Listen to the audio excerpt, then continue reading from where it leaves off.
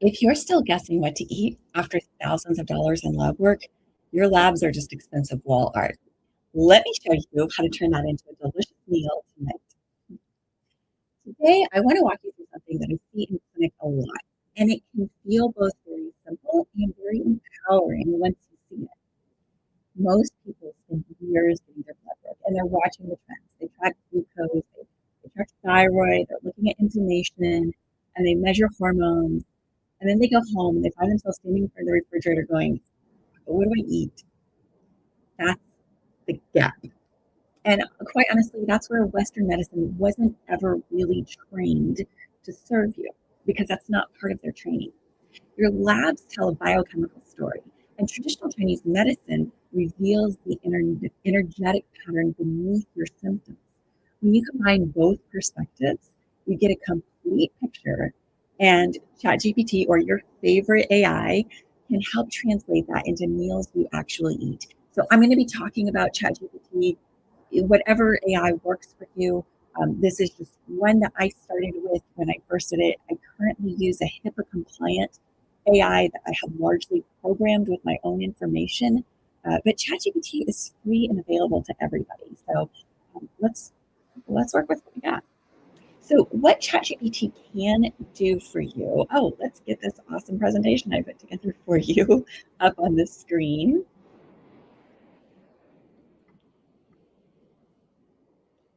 Okay, great. So before I get into what ChatGPT can do for you, let's talk about who you are.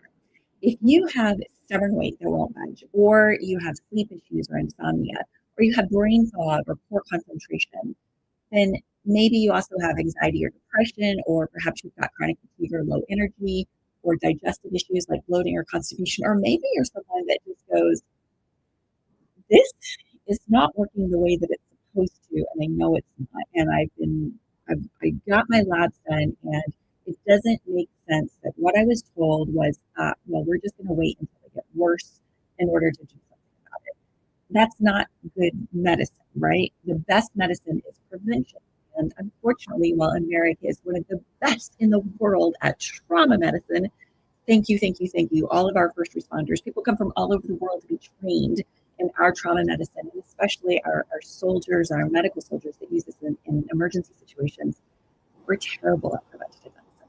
And that's where functional medicine and traditional Chinese medicine have the opportunity to just serve you. So you are in the right place if you have ever been told any of those things and you think that there's a better answer. So if your labs say borderline or within normal range, or there's nothing to worry about, but your body says something else, like something's not quite right, I'm exhausted, I'm foggy, I'm heavy, I'm anxious, I'm sick, and I'm not willing to buy into, you're just getting old. I had a client who was 33 that was told that by her doctor.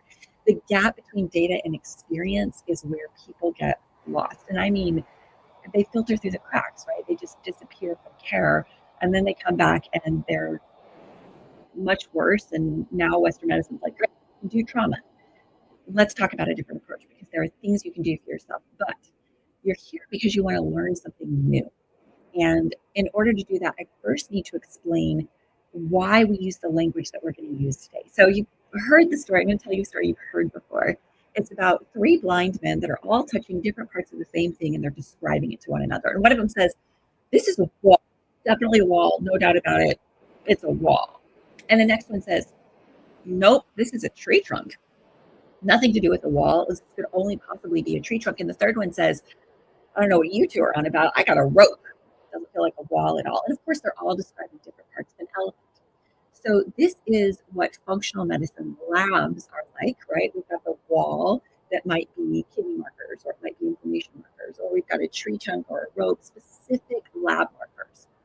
And we also have the language of it's an elephant. And that's what traditional Chinese medicine provides for us. So we can talk about things like essence deficiency or kidney yang deficiency. And the reason that's important is because if you know it's an elephant, you know a whole lot of other things, right? You know it's got ears like this, you know it's got tusks like this, you know that you might be about to get rained on, and certainly you know perhaps you want to get out of the way because it's a very powerful animal. But you know more. And with that additional knowledge, you can take additional action. In the world of traditional Chinese medicine, one of the great gifts that this language gives us is appropriate herbal recommendations. And I'm going to talk more about that as we go. So, what we're going to cover today, we're going to cover thinking about our labs, how to think about our labs. Also, we're going to go through 3 real lab patterns. I'm going to give you ChatGPT meal plans, and I'm going to give you some prompts that you can use for your own live demos, and go through some AI safety techniques. How functional medicine and traditional Chinese medicine work together. So on the left side, we've got this functional medicine language. On the right side, we've got the elephant language, the traditional Chinese medicine language. Left side, we're talking about blood sugar, lipids, thyroid. That might be spleen qi or kidney yang deficiency or dampness in traditional Chinese medicine. We might talk about inflammation markers. That might be liver qi stagnation or heat. And those herbs are very different. I just had a consult early this morning with a gentleman who's been upside down. He's been doing everything right from a functional medicine standpoint, but his herbs are the wrong temperature. It's making things worse. We've got hormone panels on the left side with functional medicine, traditional Chinese medicine, that's kidney deficiency and blood deficiency. And finally, our gut microbiome, that might be back to the spleen qi deficiency or dampness or wei qi, which has to do with our immune system. So where ChatGPT fits in, what it is not good for. So AI is only about 80% accurate. Even with the HIPAA compliant private AI that I have personally programmed myself and use on a daily basis with my clients, because it's got all of my paradigms loaded into it, it can still make errors. I still have to have time to both do the analysis and to program it in and to look through it all, because it can just come up with stuff. They can just make things out. Now, if we go to a free ChatGPT, then assume it's about 80% accurate, and you don't know which 80%. So that's fine to go on for a number of things, but we want to be really clear. It is not for diagnosis. It's not for diagnosis. It's not to replace your clinician. So I've had people come to me and said, I did this research and with AI, and this is what I got, and what do you think about this? And quite honestly, I am really honored when my clients do that, because that means that they are paying attention to their health, they care about it, they're motivated, and they're doing their own research and their own homework. So if your doctor does not appreciate your investment into your own health, find a different doctor, because you need someone who cares as much about you as you do. And then finally, it's not for medical advice. So we got to say all of that. It always has to say, like, only for educational purposes, this kind of thing, right? What it is good for is for turning confirmed patterns into food principles. So as we go through things today, I'm going to be talking about my decoder dolphin language, and we're going to be talking about things like the walrus. So I can very easily say, I need a 7-day meal plan for walrus type who's sensitive to these 3 different types of foods. And in addition to that meal plan, I also want you to create an organized shopping list for him. So it's super easy for him when he goes to the grocery store. He doesn't have to wander down every aisle looking at everything. He's not feeling great. He's short on time. He doesn't have all the time in the world for cooking and meal planning. Let's make this surgical. Secondly, it's great for creating grocery lists and recipes. So it might introduce you to some new recipes that you wouldn't otherwise have thought of. And then third, it's great for adapting meals for your lifestyle. So let's say it gives you the most perfect meal plan in the world. Sounds fantastic. And you go, that's great. I cannot pull that off. I do not have an hour to cook every meal. You can also tell it, I have 15 minutes for a meal to cook my meals. So I need you to mostly create a meal prepped plan that I can do in an hour on Sundays. And then I can spend, 5 or 10 minutes cooking some fresh veg during the week, something like that. You can tell it all of that. You can put every objection that you have into why this meal plan won't work for you. You can put that into AI and have it give you a different answer. Make it work for you. Don't try to limp along with something that's not a good fit for you, because that's the power of AI. And AI isn't going to get grumpy at you saying, oh, okay, well, almost, but it's fine. Just redo it. So the 3 lab patterns that we're going to decode today are the walrus, which is the insulin resistance metabolic syndrome type. Number two is the sea turtle, which is the hypothyroidism or Hashimoto's type. And number three is the octopus, and that's the chronic stress or the HPA, which is the hypothalamus pituitary adrenal axis dysfunction.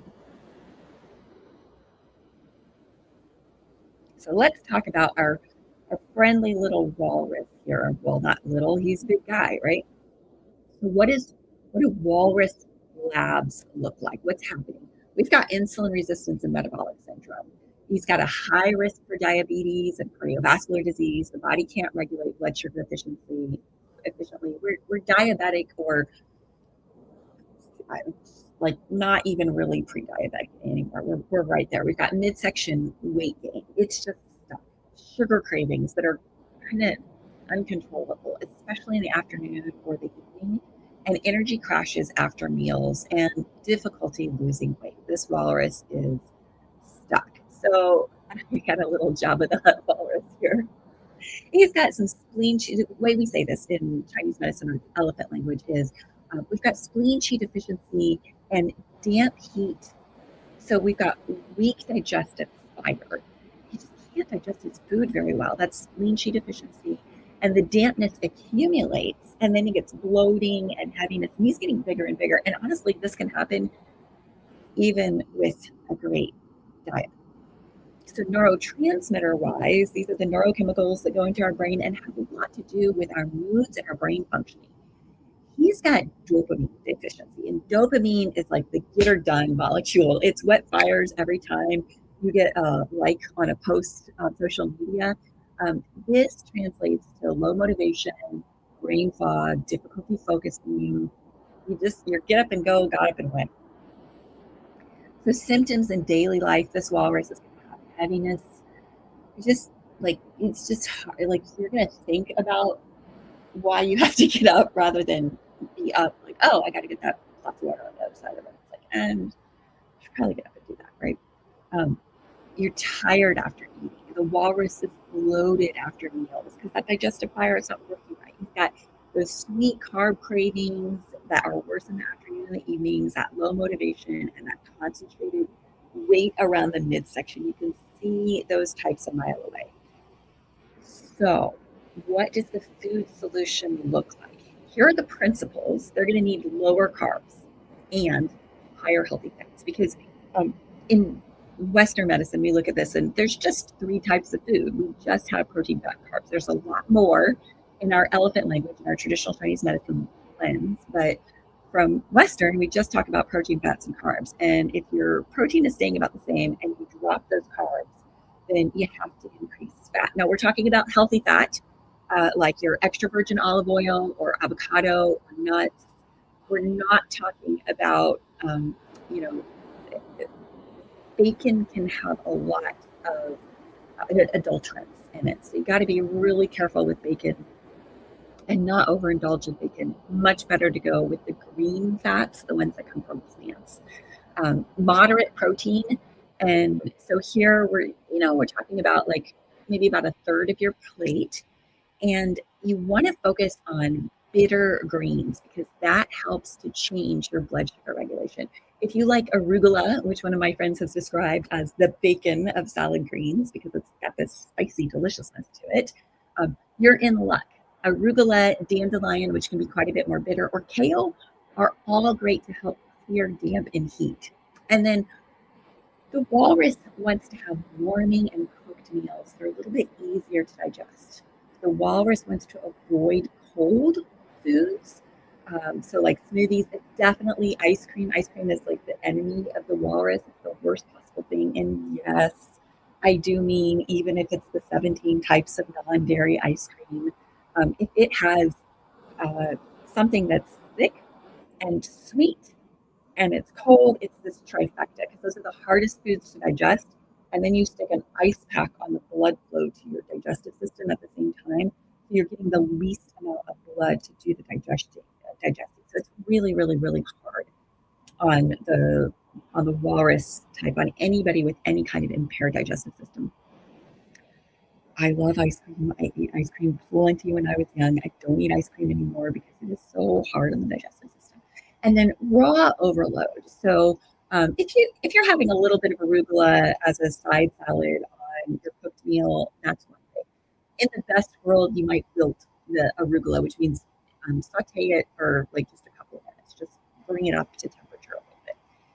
But if every meal is a large salad, that is going to be raw overload for the walrus type. So that's what we need to avoid. And then avoid dairy and high carb snacks because this creates more dampness. And I know that there is so much on the internet about, if you're going to go keto and you're going to eat all of this dairy for the healthy, or maybe you do your raw dairy, or maybe you do whatever. At the end of the day, it's going to add to your dampness. It's going to make this particular presentation worse. I also love dairy. So the sample day of eating for the walrus might look like, this does not mean that this is your perfect diet. This means that a walrus that's fine with these foods might have warm millet porridge with cinnamon and blueberries for breakfast, might have for lunch steamed cod with cilantro and asparagus and quinoa. For dinner, for snack, it might be mung bean soup with scallion and ginger. And then for dinner might be chicken stir fry with broccoli and zucchini over cauliflower rice. Now, if you don't like any of those foods that you got back, just tell it to change it. So here's what you would type into your live ChatGPT demo. Oh, I should mention, I understand that this is a lot of information and I have made it easy for you. I've created a free PDF that you can download and you can get all of this information in a quick, easy to read format.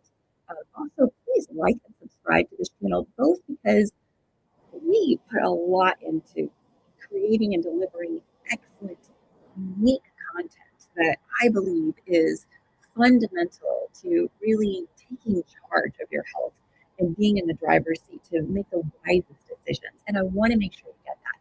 And also, I want other people to get it too. And the way these algorithms work, the more people that subscribe, the more people I get exposed to. So we're on a mission to get our first 1,000 subscribers, and we would love it if you would help. Just like and subscribe. So here is your live ChatGPT demo. So type this into ChatGPT right now if you're able to. You are a nutritionist who understands functional medicine and traditional Chinese medicine. This is you telling ChatGPT. I can also just say with functional medicine and traditional Chinese medicine, and then you'll say this next part. I have insulin resistance confirmed by my practitioner. You can say that or not. Here are my labs. My fasting glucose is 104. My fasting insulin is 19. My A1C is 5.8. I've got high triglycerides and low HDL. And this is the magical part to add in. My TCM pattern, traditional Chinese medicine, that's your elephant language. That's your decode your dolphin language, is spleen, qi, deficiency with damp heat. So that's walrus archetype and decode your dolphin. Please list 3 key food principles. Create a 1-day or 3-day or 7-day sample meal plan. And then put your qualifiers in there. I want it gluten-free. I want it dairy-free. I want maximum of 1 teaspoon of sugar daily. And use mostly warming cooked foods. Do that and see what you get. And remember, you can argue with ChatGPT. You could tell it to do it again. So what you should get for walrus type is something like low carb Mediterranean style meals, bitter greens, like we talked about, dandelion and arugula, healthy fats, olive oil, avocado, nuts, legumes. If you can do legumes, so things like mung beans or lentils, warming spices like turmeric, cinnamon, and ginger, and avoidance of dairy, excess sugar, and cold and raw foods. So congratulations, you just did your first one. Our second pattern that we're looking at is the sea turtle type, and this is hypothyroidism and Hashimoto's. So we're looking at slow metabolism from your thyroid this time and cold sensitivity. So the lab story for the sea turtle is your TSH is likely going to be higher than 3. This is according to functional medicine ranges. Western labs may well say that you are within range. Functional labs say differently. That's why I use functional medicine lab ranges in my diagnosis with my clients. And if you want to work with me, I have a free complimentary consult so we can spend 10 minutes getting to know each other. I can figure out if you're someone that I think I can help, and you can figure out if I'm someone that is the right voice for you to work with. So our free T3 might be low, like 2 or lower, and our free T4 might be 1 or lower. And then you might be positive for those TPO antibodies, which tells us that we're in an autoimmune Hashimoto situation. So, functional medicine view of this sea turtle here, he's got subclinical hypothyroidism or Hashimoto's thyroid not producing enough hormone. He's got nutrient deficiencies like selenium, zinc, vitamin D, or iron. So, remember, we're looking at the labs, and that's what we might see. We might see vitamin D is low, iron is low, because most labs don't traditionally check selenium and zinc. So we might just have a couple of markers there. We've got persistent fatigue even after 8 hours sleep. So this person might wake up and be ready for a nap. Cold hands and feet, brain fog, constipation, or slow digestion. But from a functional medicine perspective, we can't tell how long this is going on. So we just say, this guy's cold and tired. From an elephant perspective, a traditional Chinese medicine pattern, we say spleen Qi deficiency plus kidney yang deficiency. This little guy's got weak digestive fire. He's got bloating. He's got that low energy. He's got coldness and water retention. From a neurotransmitter perspective, we're talking about GABA deficiency. And when GABA starts to go south, whoa, it's like this slow domino effect, and you start to really feel not yourself. So you might have anxiety easily. You might have poor sleep, and you might have this plum hit cheek feeling like a lump in your throat. And you'll see in this little picture here, we've still got our cold sea turtle, but we got a clock down here in the corner that tells us that he's had this going on for a long time, and he's giving up this ghost that we see right here coming out of his mouth. So, symptoms of the sea turtle in daily life is that nap after waking, cold when others are comfortable. So, if you're the one with the sweater and everybody else is fine, or you're hanging out with people that always want sweaters all the time, digestive trauma, constipation, loose stools, it can go either direction, even in the same day. Difficulty saying no or setting boundaries, cravings for comfort foods, and that feeling like something's stuck right there. So the food principles for the sea turtle are one, higher protein, minimum of half your body weight in grams of protein, up to about 100 grams a day. So if you weigh 200 pounds, then you need 100 grams of protein, and that's probably more than you're accustomed to getting. Moderate carbs from root vegetables, so sweet potato, pumpkin, warm cooked meals only. The sea turtle really needs to avoid cold and raw foods, 100%. Bone broth for gut healing. Brazil nuts for selenium, that's your thyroid support. Gluten-free and dairy-free, because this avoids autoimmune triggers. Going back to the cooked foods, there are certain foods that are toxic to the thyroid if somebody has Hashimoto's. So, especially raw broccoli and raw cauliflower. So, if you're into those foods, then you need to make sure that you're cooking them a bit and chewing very thoroughly. That's how we convert them to estrogenic materials. Okay, so an example of foods that might work for a sea turtle might be warm quinoa porridge with cinnamon and pear and pecans, baked trout with steamed asparagus and millet, zucchini bean soup, which are warming and gentle, and braised chicken with pumpkin and cabbage. Now, if this looks to you like, I'm looking at protein, fat, and carbs, this looks the same as the last one, I got to tell you the distinction is in the details, because there are special foods in here that really help to support the different differentiations that we're seeing. So quinoa is a specific nutrient. Pumpkin and cabbage are specific nutrients that really help to support the sea turtle type.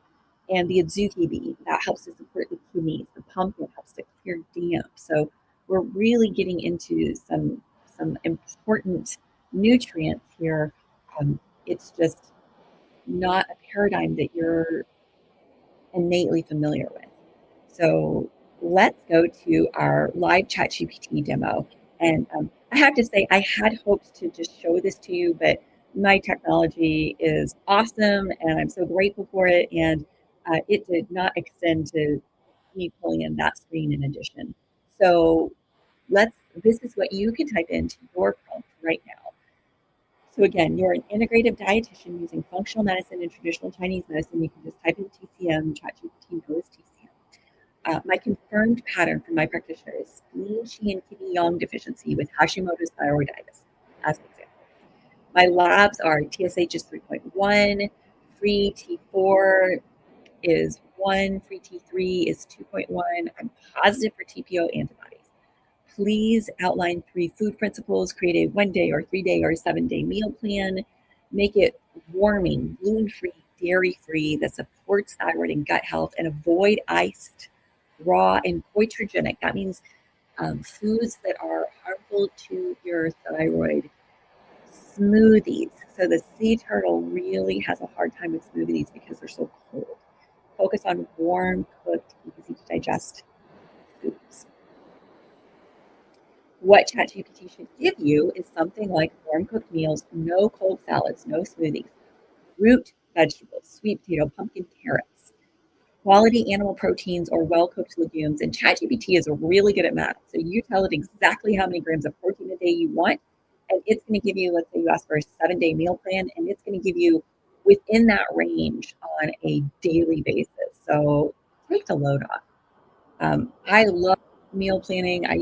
This was a great love of my life, and it could easily take me 60 minutes to do a thorough meal plan. So I couldn't be happier that it is now so beautifully simple, but specific is terrific. So we want to be very specific in our requests. Bone broth and warming spices, selenium-rich foods like Brazil nuts and fish, and avoidance of gluten, dairy, and excess raw cruciferous vegetables. All right, that's our sea turtle. Now let's look at our octopus. And our sweet little octopus lab story is the sweet little octopus is trying to do everything all of the time. So it's often my caretakers. They have to run their lives and they have to run somebody else's lives. And maybe they're a sandwich caretaker, so they're helping parents and helping children. So they come by this honestly. They're usually really, really good people. But the process of becoming an octopus um, starts to deteriorate their good nature and or their health. So they'll start to feel snippy. And the reason for that is because of this cortisol rhythm. It's abnormal. So their cortisol is getting all funky. Their DHEA is low or low normal because they've been running through all of their reserves. Their sodium and potassium is imbalanced. Their fasting glucose may fluctuate or trend low. And their ACEs, CRP, or homocysteine, which are the inflammation markers, may be elevated. So what's happening from a functional medicine view is the HPA axis. So that's the hypothalamus, pituitary, and adrenal axis is dysfunctioning, and that's resulting in adrenal fatigue. Now, they may have all 3 of those might be messed up, but it's the adrenal fatigue that makes you feel like blah.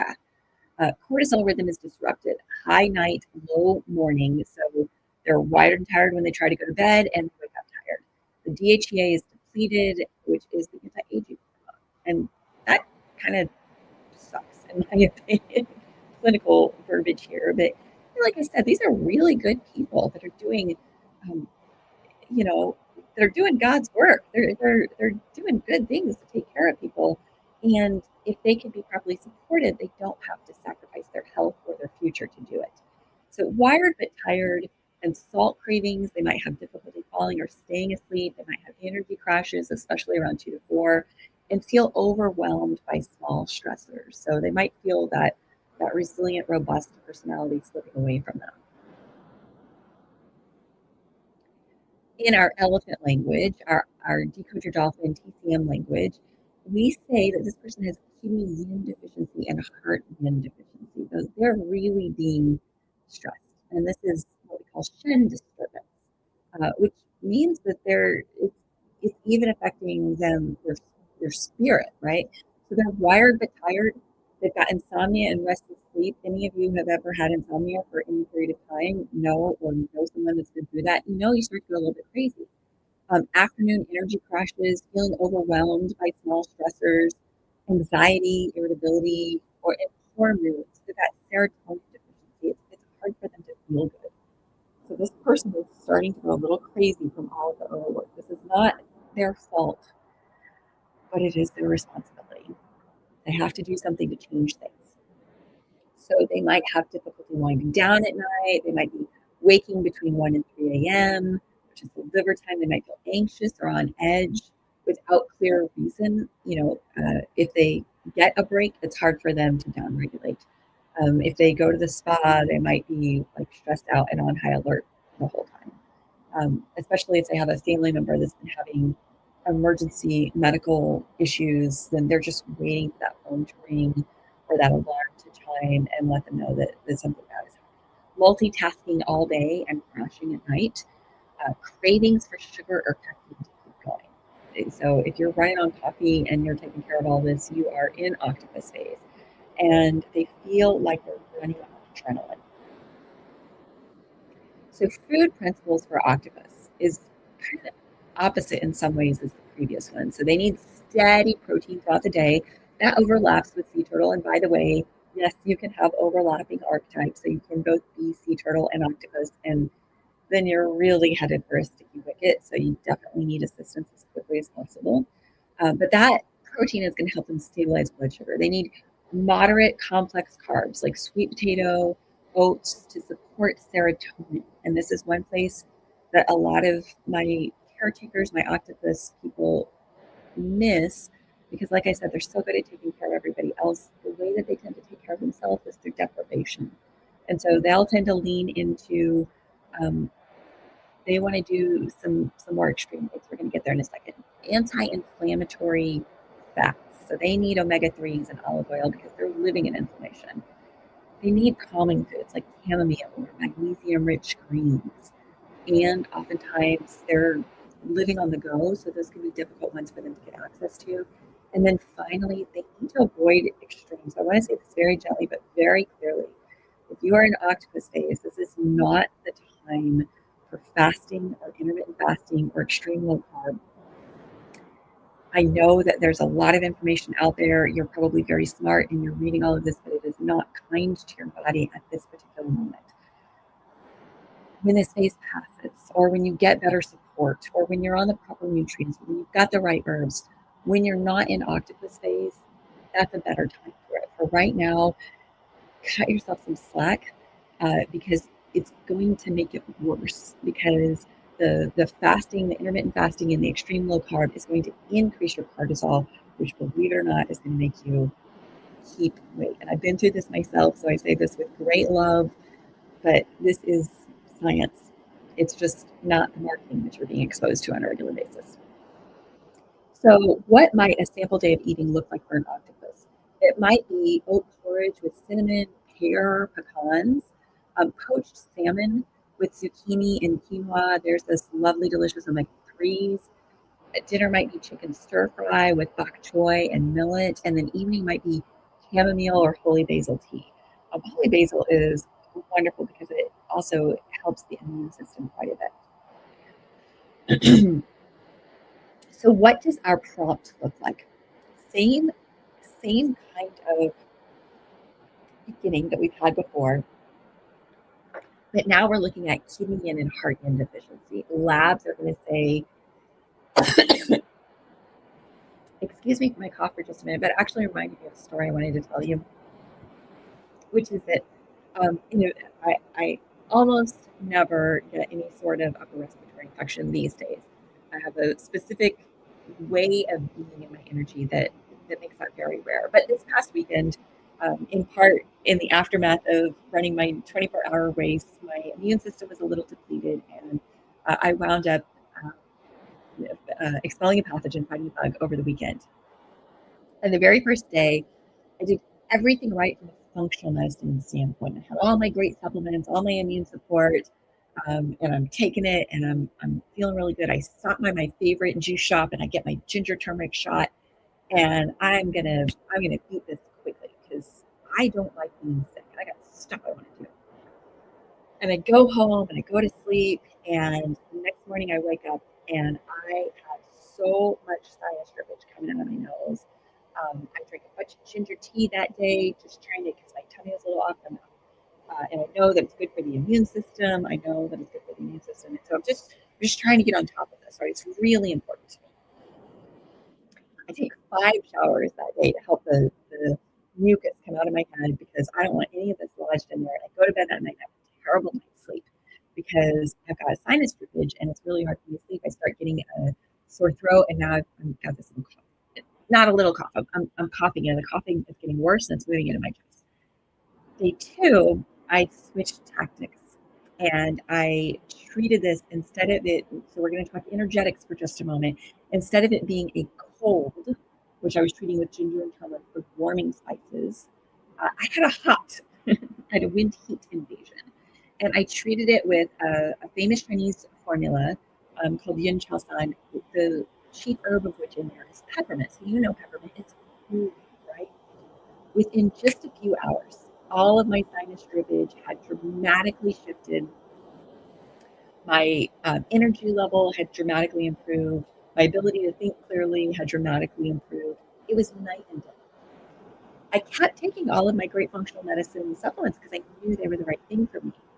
But the difference that made the difference was the elephant language, the traditional Chinese medicine language, and the appropriate diagnosis. Forgive me, I had a little bit of a head cold. I didn't get my diagnosis right the first day, but it gives me this great story to share with you about the power and the efficacy and the promise of the results of the appropriate Chinese herbal formulas. So, um, thank you for my short intermission. Kidney yin and heart yin deficiency is what we're typing in here. And we're going to tell it about the labs. I got low DHEA. This person has sodium potassium imbalance, glucose fluctuates. So ask it for your 3 meal planning principles. That's going to tell you how to cook your food and what types of food to eat.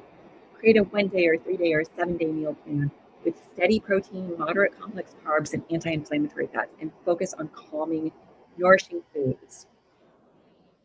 There is, in general, a trend of traditional Chinese medicine likes you to cook your food because so many of the ways that we can fall out of balance are restored by cooked foods. Soups are kind of this meeting point of if you can make your food into a soup, then it digests the easiest. So what you should be looking for, hopefully you're doing this right now in ChatGPT, what you should be looking for is steady protein at each meal, complex carbs, omega-3 rich foods like salmon, sardines, and walnuts. Those complex carbs are like your oats, your sweet potato, your quinoa, calming foods and herbs like holy basil and magnesium-rich greens. No intermittent fasting and no extreme low carb, even though that's frustrating, even though I know you want to lose weight because you gained weight because all this cortisol keeps you around your body, but it's not the way to go. Chinese herbal formulas are very effective at helping you here. But if you're not working with a practitioner and you need to take care of yourself between now and the time you can start working with one, then this is your time for complex carbs, for reasonable protein at every meal. Keep your protein steady and don't skip meals, um, especially don't skip breakfast. All right, so let's talk about how to use AI safely in daily life and work.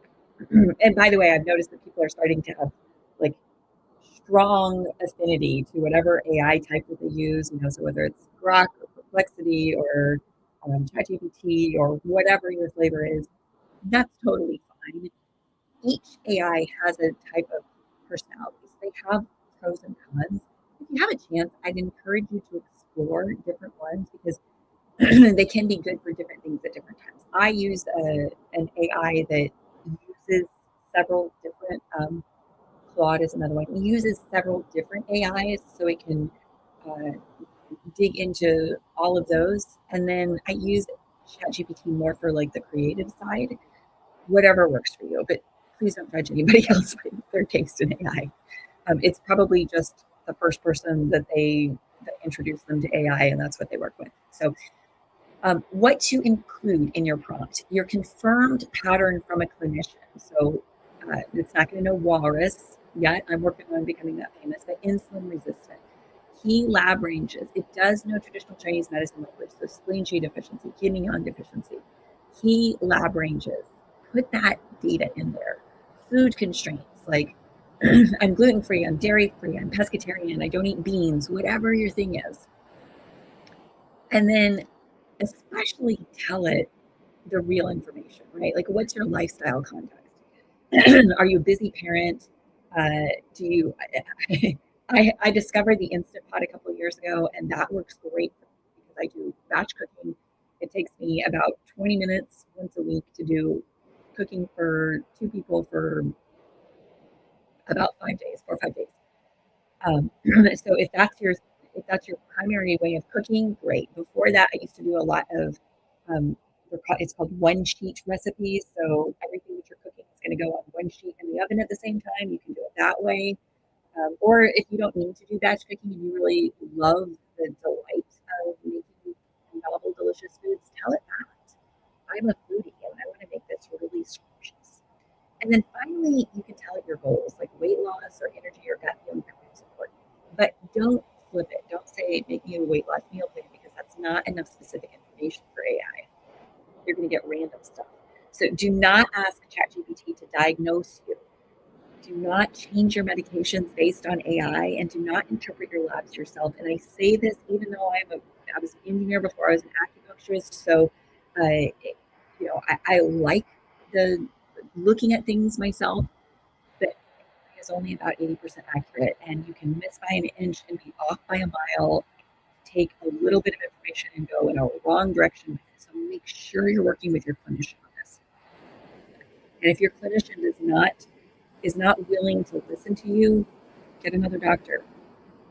It's worth it to find a cash pay practitioner, someone like myself, that's going to take the time to go through this information with you so that you have information that is reasonable and doable for you rather than I just have had so many clients come to me and report so many stories of their doctors not listening to them or dismissing them for years and years and landing them in a dangerous situation. Like they got sicker and sicker until they finally found somebody that listened to them and took intervention. So do use it as a brainstorming partner, generate meal ideas based on confirmed patterns. So, like with me, like I said, I programmed all this in so that I can say, give me a 7-day meal plan for an octopus who is traveling across the country and needs food that she can carry internationally, right? ChatGPT can do something like that, or my AI can do something like that, and create grocery lists and batch cook plans. So there are great tools out there for if you're a person that really needs to have an organized life. I'm probably mostly talking to the octopus people right now that really needs to have an organized life because you're running more than one person's life. There's an app called AnyList that lets you it's very easy to put your meals in there and then to create a shopping list from that. So a little pro tip for my life hackers there. And then most specifically, don't be vague. Don't say, make me a weight loss meal plan. Because you can see here with this like dolphin on the left, it's hard to even tell that that's a dolphin. It's murky. It's like you're scuba diving in water that has like 10 inches of visibility, right? Versus a very clear, specific prompt. So specific is terrific. I have insulin resistance and spleen Qi deficiency with dampness. I need a 3-day gluten-free, dairy-free meal plan using mostly warm cooked foods. And then you're going to get this cute little guy on the right. It's going to bring everything crystal clear for you. And if something doesn't work for you, tell it because it's your meal plan. You're the only person that can eat your food. So you need it to work for you. You can even say, I am going to be eating out at these restaurants. Like, I am not eating at home any day this week. Maybe you're traveling. You tell it what restaurants you're going to. Most of those menus are online. And there's a good chance you're going to get some good options that fit, that help you get 80% of the meal, which is much better than like, nah, I don't care. I'm getting the chicken fried steak. I'm from Texas. That was with extra gravy, right? that was a standard go-to heart attack on a plate meal. So bonus tips for AI success for ChatGPT: start broad and then refine. So get a basic plan first, and then ask for swaps. If you know in advance, like I am allergic to peanuts, then tell it that up front. But if you get something back that, like I said, is like, oh, I need this to be better, don't be afraid to ask for revisions. Ask for shopping lists.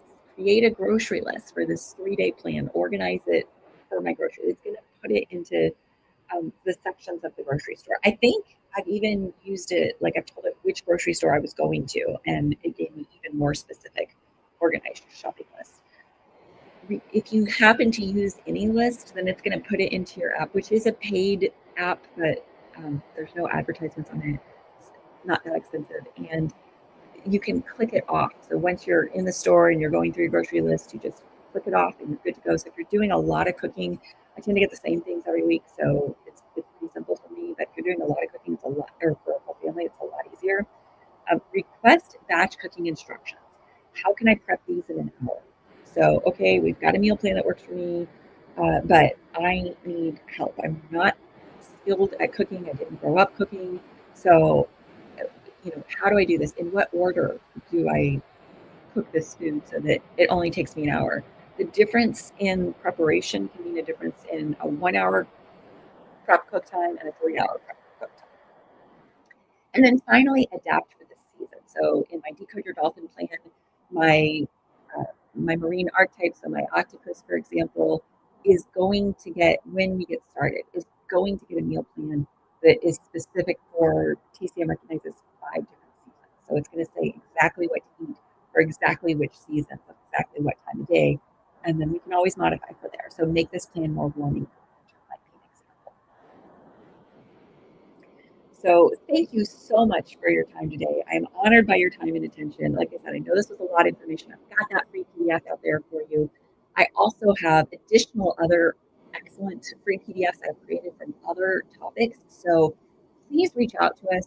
Please look through my YouTube channel and grab that information. There's a ton of excellent information out there for you on the shorts. If you've only got 30 seconds a minute to get some new information, or on look through those Facebook Lives, because that's where we put the best information. So our quick recap of what we've done today is how to view labs through TCM and functional medicine language. We've looked through 3 metabolic patterns: the walrus, the sea turtle, and the octopus, with real lab examples.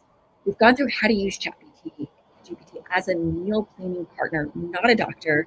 And we've gone through specific prompts that you can copy and use today. When I first got started with ChatGPT, I was so excited. It was a couple of years ago. And when I first realized that I could spend 90 seconds programming ChatGPT to do what it was taking me an hour and a half a week to do, I sat down like right after I'd gotten off a bike ride. So no makeup, helmet hair all over the place, just at my house with this curtain in the background. This video is still posted. It's like the worst production quality, but it's you can clearly see my enthusiasm. And I did some crazy stuff like do this in Shakespearean sonnet form, like really silly stuff. But you can play with it too, right? Like it's that powerful. So your next steps, option 1, try it yourself. Use prompts with your labs and practitioner input. So best way to do this is to get your Decode Your Dolphin type, have your initial consult with me, and you can do the complimentary consult. There's no lab work review in that. That's just like a 10-minute appointment. Or you can do the Decode Your Dolphin initial appointment with lab work review, and that's 2.5 hours. And we're going to go through everything together. You can send your labs and things like that. So use the prompts with your labs and your practitioner input. And then option 2 is work with us, get personalized lab interpretation and TCM plans. We can prescribe the labs for you. You don't need to get them from your MD. If you have insurance and it's covered that way, great. Otherwise, it's less than $200 to get a very full panel. Prices have come down a lot in recent years, so it's much more accessible for many of my clients. Their cash pay fee with me is less expensive than their copay through their insurance. So do that math. And then finally, links. Get the free PDF to our class today. I do have a metabolic archetype quiz. This isn't the same as lab review, but it is maybe I can find myself in here. And then also our lab services and our metabolic reset program, which is at decodeyurdolphin.com. So final thoughts. Your body isn't broken. It is speaking a language that you haven't learned yet. So I'd love to help you decode your dolphin. And your dolphin, why we call it that, is your inner playful, perfect health, right? The dolphin is adaptive and it can do whatever it wants because it's so agile and it's got this great community, these beautiful pods. So that's what we want to help you achieve is reclaiming your dolphin. Remember that labs are clues, not verdicts. Just because you have a diagnosis of diabetes does not mean that you have to keep a diagnosis of diabetes. We've reversed this many times. TCM and functional medicine together give us the full picture. Even me in my story, with knowing everything I know, when I just did my functional medicine, I didn't get rid of my cold quickly. When I did my herbs, in addition, if I did my TCM lens, in addition to my functional medicine, dramatically faster results. And then finally, small, consistent changes create lasting transformation. And that's really what we're here for, the long game. So, again, thank you so much for your time today. Like and subscribe and grab that free PDF. And I hope you have a fantastic rest of your day.